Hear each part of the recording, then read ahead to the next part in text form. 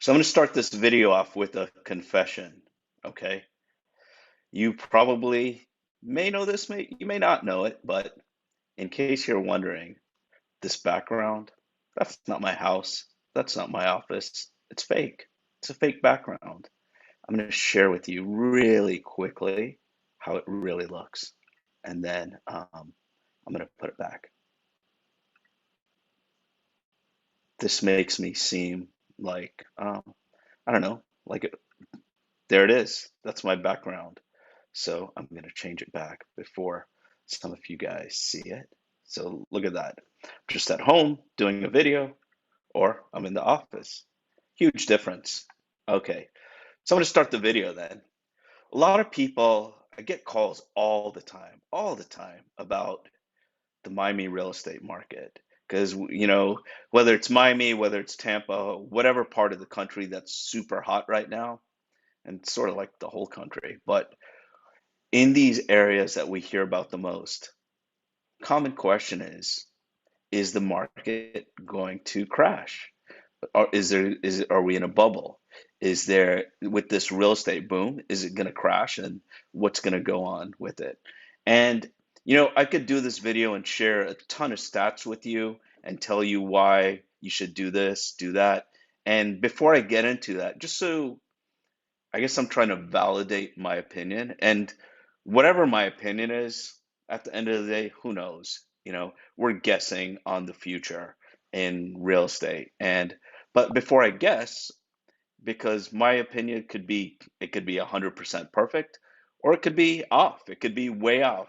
And I've made mistakes before. But I want to give you I guess, my credentials for this video. So this is my 18th year doing real estate in South Florida, in Miami, in the area that I work. In college, I did finance. I have a finance degree. And I also was an analyst for a hedge fund company. So those few things would make you think that I know a little bit more than the average person. And whether that's true or not, we'll find out in the future.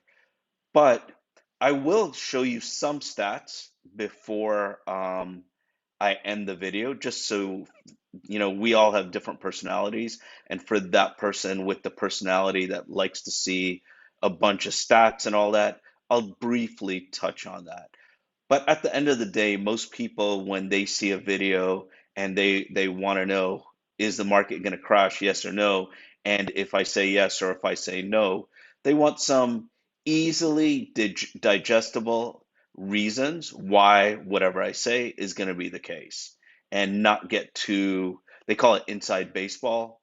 I'm sure a lot of you don't know what that means, but basically, without getting sort of restaurant talk, getting in the weeds, or just getting too much, giving you way too much information that doesn't really make you feel good about the video or listening or whatever.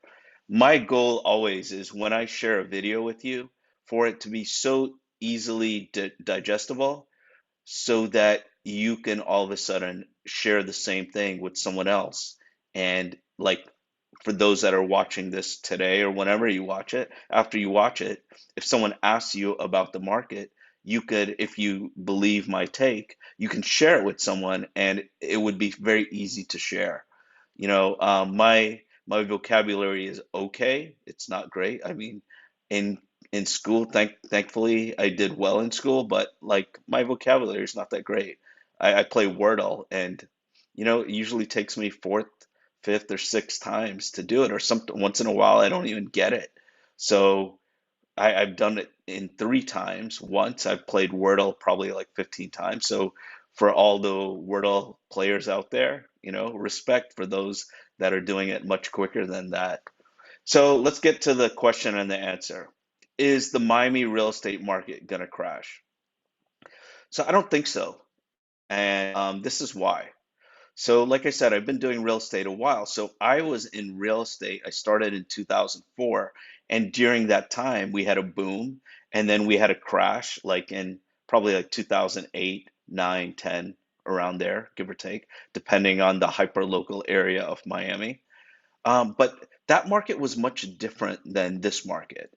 So that market did well, because people were able to get loans very easily. It wasn't uncommon to see someone making 30 or 40K and buying $1 million home because their credit was good and they didn't put very much money down, very little.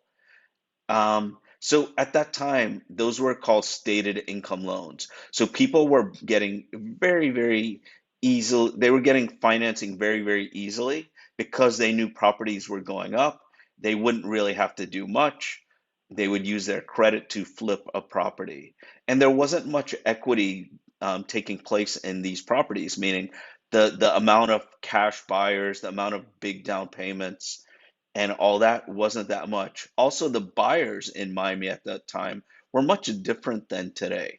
The buyers back then were a lot were from out of the country, South America, other surrounding, other parts of the world were moving to Miami a lot.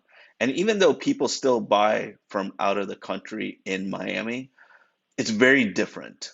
That's a very, very small percentage of the buyers that are buying from out of the country compared to the buyers that are buying domestically, the ones that are buying within the US that are moving to Miami.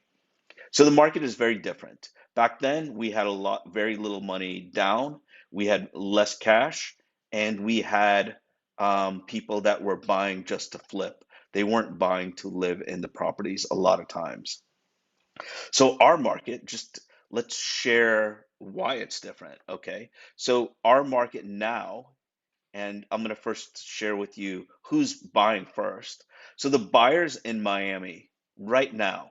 And so just to give you a little bit of insight. So we have a team. There's five of us on our team. There's Will, there's Jade, there's Vico, there's Donna, there's me. Obviously, we have other people within our team that help with other things. We have videographers, we have ghostwriters, we have content creator. Mel is a content creator from the Philippines that helps us. So we have a lot of people that belong to our team. But I wanted to give you a perspective. So we did roughly about 100 deals last year, a little bit more than that, but whatever. I'm not gonna. This isn't about like saying, trying to validate who we are. I'm just saying it more so my insight is based on this, plus all the friends and other agents that we know throughout the country, their experiences, which I'll get into a little bit later. But who are the buyers right now? In the past, like I mentioned, in the other real estate boom, it was people from out of the country a lot. We did get people that were buying here a lot and they were trying to flip them, but like the other buyers, out of town buyers, were from out of the country. Right now, our buyers are within the US and we get a huge, huge amount from California. And I'll explain the reasons in a bit why people are moving here.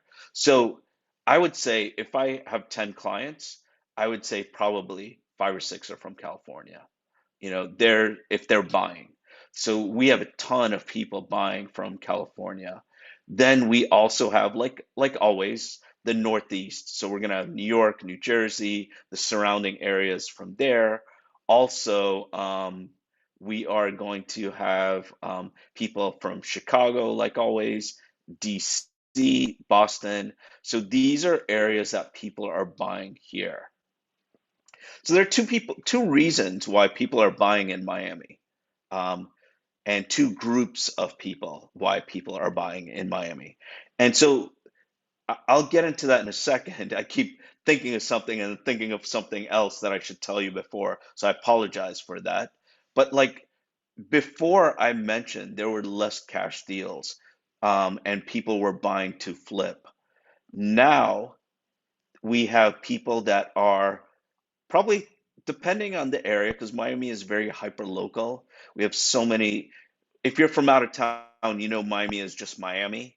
If you live in Miami or visit Miami a lot, Miami is Coconut Grove. It's Coral Gables. It's Pinecrest. It's South Beach. It's Aventura. It's Sunny Isles Beach. People call it. If you live here, you call it Sunny Isles. So there are many hyper local areas in Miami, but all sort of work independently of each other. So in the past, Sunny Isles could be super slow, and you could have Coconut Grove be super hot. So it just varies. But with that said, people are moving to Miami and paying cash a lot of times. 30, 30 to 40% of our buyers are paying cash, and it's a big number. And most of them aren't buying to flip. You do have some occasional flips, people buy, fix up the property, and if they can do it um, cheaply, in a cheap way, or they are buying a super hot area, and for whatever reason they were lucky and they got a great deal, and their perspective was set, they'll flip them. But for the most part, very few people are flipping properties.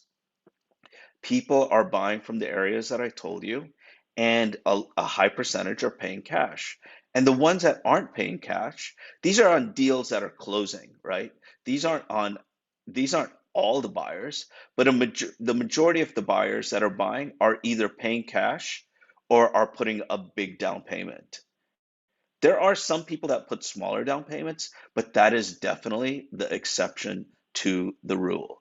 So keep in mind that other market before that real estate boom in '04, '05, '06, a little bit of '07, that boom was an artificial boom.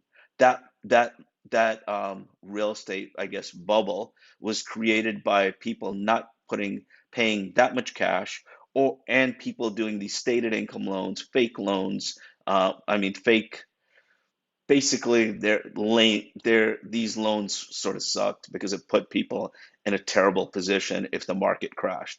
In this market, people are buying to live in these properties.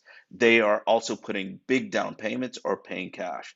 So if something happened with the market, it wouldn't crash because there's so much equity in these properties. The foreclosures would be very, very small compared to the past. And obviously, foreclosures, people selling below market value, creates a bubble. In this case, that's not taking place. Another thing is, like, who's coming here? So we have all these people moving here. Why are they moving here? So there are two sets of buyers, okay?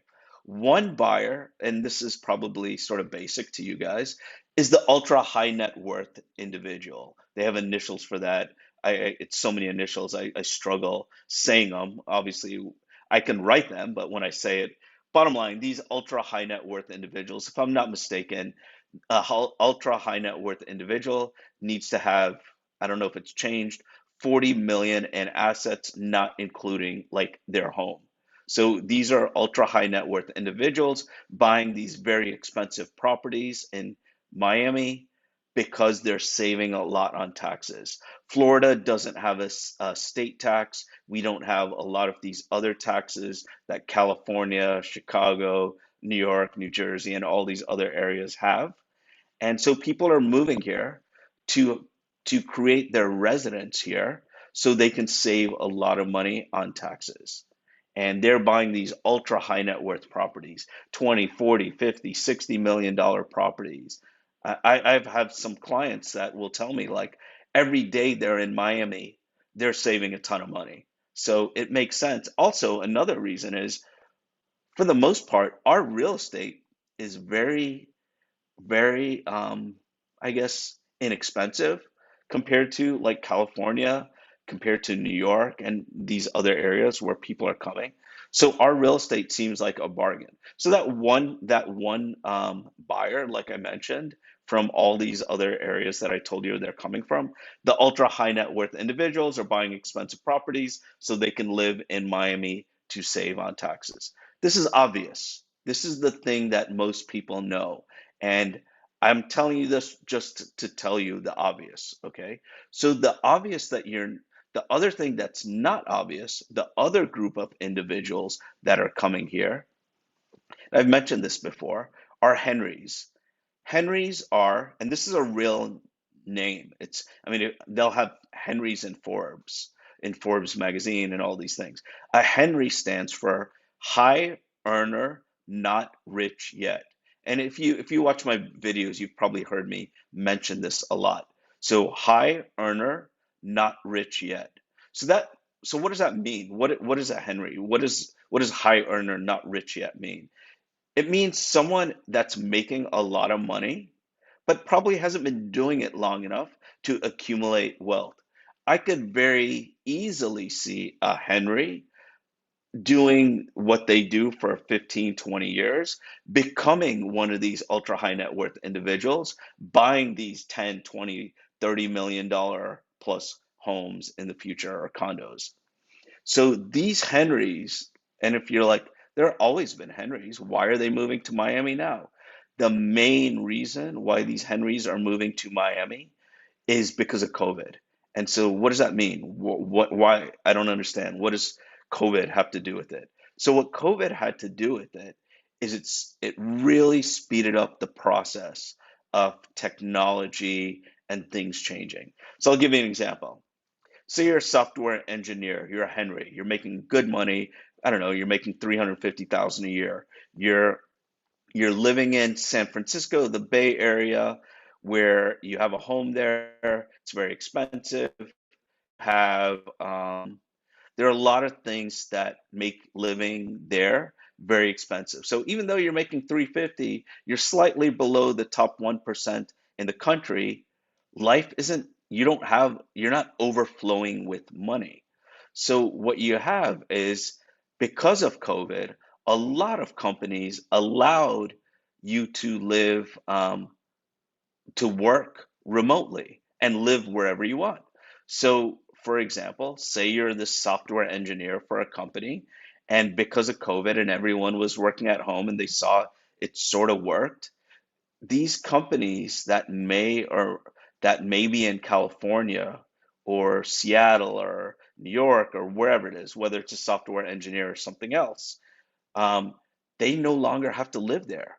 So the big benefit is you can have this person that's this Henry that makes a lot of money no longer have to be taxed so much. Florida, the tax is way, way less than California. If you look at your net, what you made in California and what you netted in Miami. And I'm sure if you Google it and you look for a calculator, there are a lot of smart people online that probably created that. I need to actually Google that. And maybe one day I'll do a video on sharing some examples.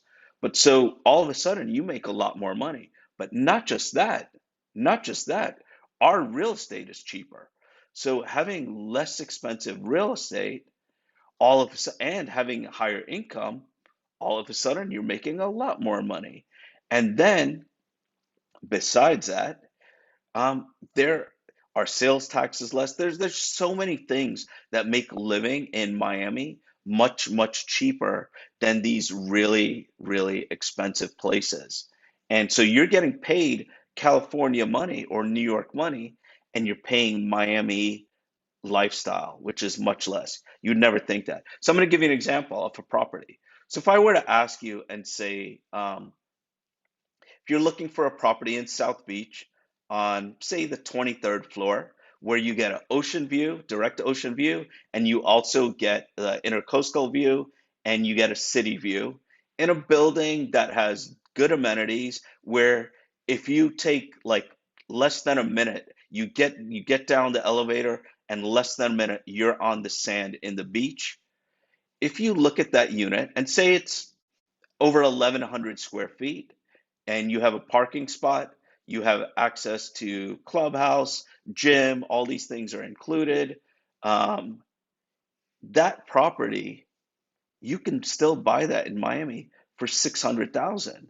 A two-bedroom, two-bath, direct ocean view, intercoastal view, 1,100 plus square feet, something that doesn't really need to get renovated. You can, if your taste asks you to renovate it, depending on how picky you are, with parking in an amazing area in South Beach for 600. The reason I'm telling you that is actually have a property that we put on the market last night for that, for 600,000. And you know what? I'm going to share my screen with you in a bit, and I'm going to actually share with you the property. That probably makes more sense. So let me go to, and then after that, I'll show you some stats. Okay, so let's go to this Marisol. So this property, this is your property. And just so when you look at it, this is our listing. This is how our listings would look. We have a website for everything. If you're curious, this is the link on our website. But if you want to actually look up this same property, you can go to mirasolocean.com. So Mirasol is Mirasol, and then the word ocean, OCEAN.com. So mirasolocean.com. But anyways, this property, this is what you get in Miami, in South Beach for 600,000, 1122 square feet. It's 2 bedrooms, 1.5 baths. Um, so we have we have a tour. So this is a video tour. Um, I'm going to, let me see, should I click it? Nah, I'll leave some mystery for you, for those of you that are interested in this property. Then we have this 3D virtual tour on all our listings. Let's see if you can see it. For those of you that have never seen this, this works really well on a big screen, but you could see it. If you have VR glasses, it even does VR. So this is the property. Um, you know, it's a decent property. You'll see the view in a bit. I wonder if I can go to this view. Let's see. So this is the view. Let me play this. Oh, I guess I did it wrong, but whatever. You get the idea. I'm going to stop this and show you the pictures.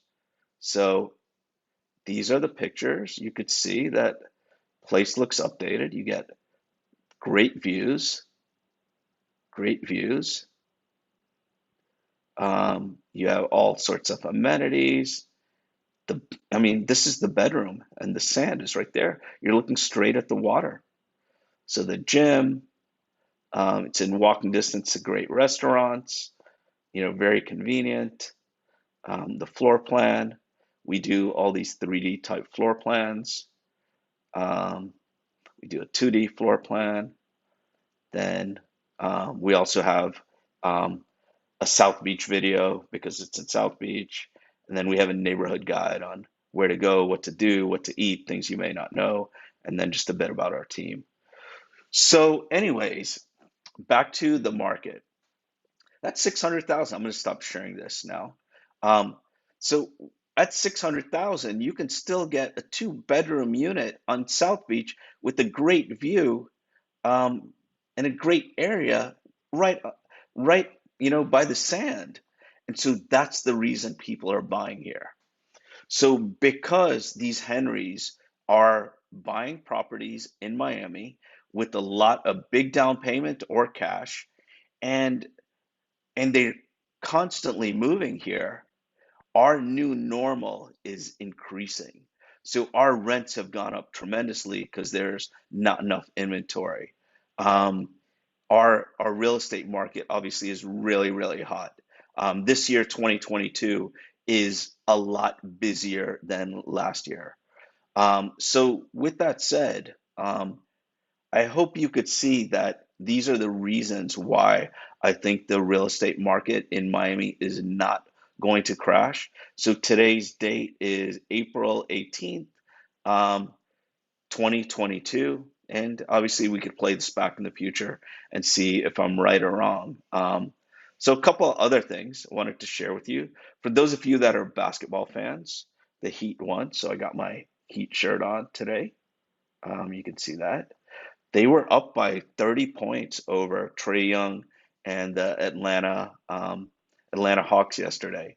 So I'm not sure what team you like. Hopefully you're enjoying the playoffs. So I'm going to share some stats with you real quick. Let me get to the thing. And so this will be the easiest way I can do this with you. So there's a ton of stats. I don't want to like bore you with all these things because no one cares usually. They want to know the highlights. So these are the highlights. So March 2022, we're in April, but April isn't over yet. So in March, for sale, homes for sale, we are 6.5% less compared to last month. But when I say homes, this is single family homes, condos. We don't really have co-ops here. And So townhomes, condos, villas, they call here villas are like single story townhomes and single family homes. So with that said, just last month to this month, we have 6.5% less homes for sale.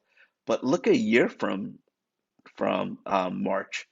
From March 2021, we have 50.2% less homes for sale. So our inventory is way, way less. So let's do this. So compared to, so from last month, even though we had 6.5% less homes for sale, this month compared to last month, we have almost 25% more homes sold. We have way less inventory, way more homes sold. So it's supply and demand. The demand is way higher than the supply. So the supply keeps dwindling and dwindling and getting less, creating a higher demand. So although home sales were down 8% compared to last year, March 2021 compared to March 2022, 8%, but we had 50% less homes to sell.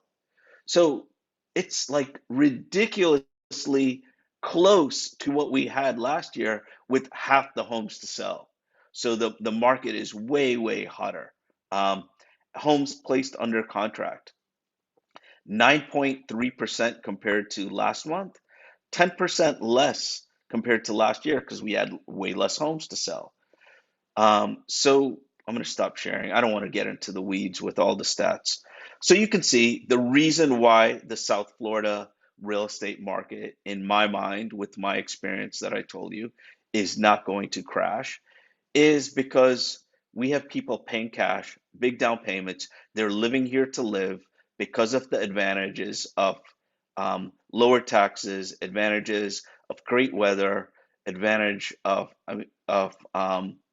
also a, a less expensive lifestyle. So there are many, many reasons why people are moving here, but they're moving here to be here for their residence.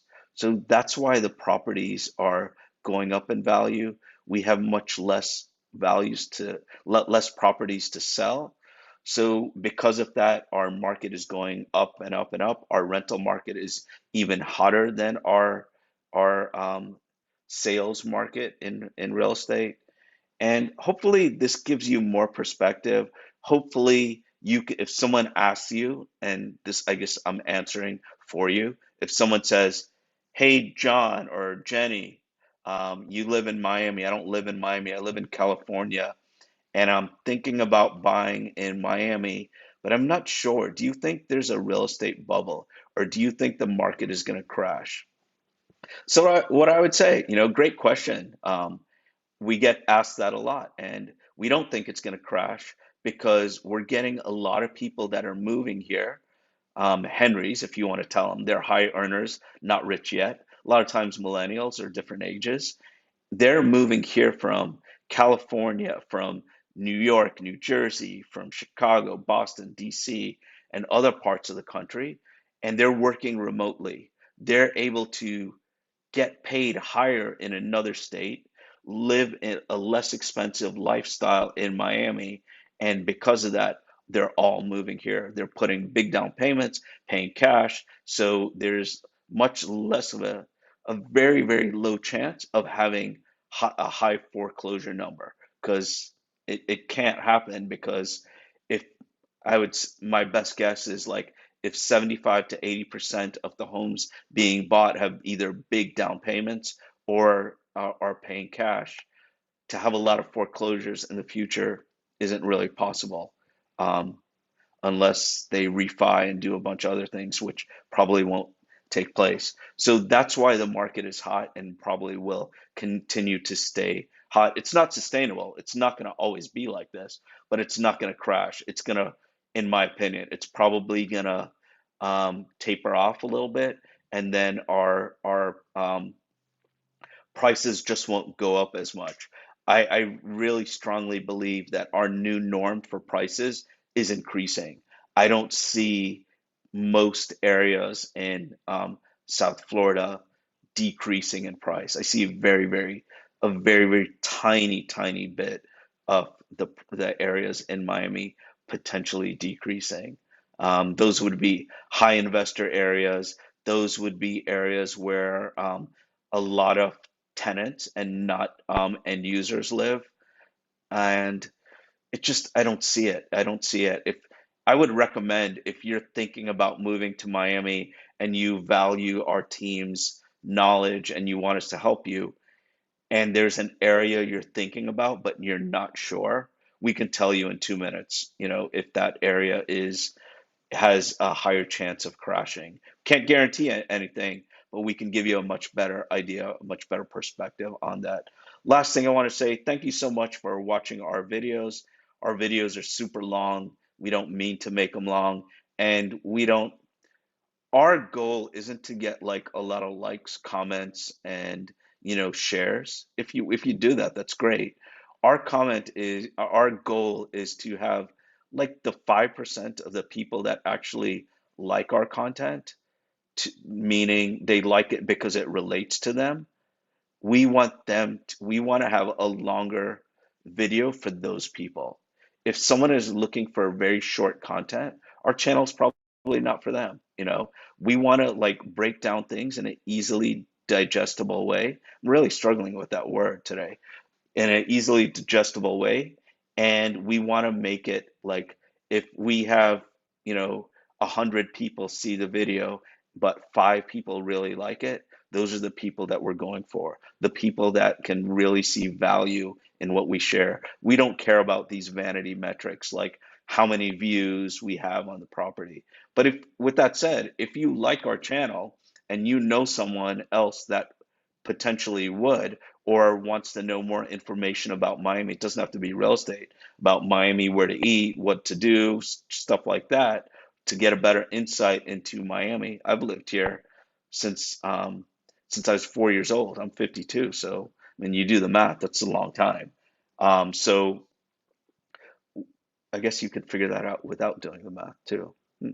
But anyways, if you do like our videos and that someone else would probably like them too, share them, share the channel with them, and subscribe, because if you subscribe and you hit that notification bell, obviously it helps us because more people will see our videos that hopefully like what we share, and also you'll know when they first come on the market. Um, so thanks again. Thanks for everything. Hope you're doing well. If you want to go to our website, it's allinmiami.com, allinmiami.com. Thanks so much, guys. Take care. All the best. Love you.